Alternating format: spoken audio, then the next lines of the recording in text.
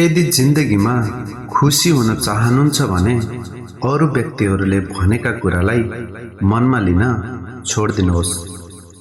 मानिसको जिन्दगीमा एकचोटि यस्तो समय आउँछ कि उसलाई मनदेखि नै यो लाग्दछ कि यो संसारमा उसको भगवान बाहेक अरू कोही छैन।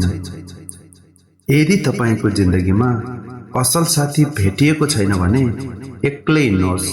एक्लै हुन धेरै राम्रो, ताकि खराब साथी बनाएर आफ्नो प्रगतिमा बाधा पुग्छ भने।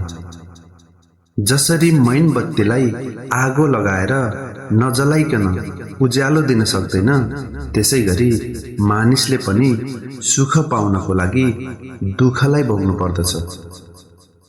यदि तपाई आफूसँग भएका चीजहरूको सम्मान गर्नुहुन्न, त्यसमा सन्तुष्ट रहन सक्नुहुन्न भने जिन्दगीमा खुसी रहन सक्नुहुन्न।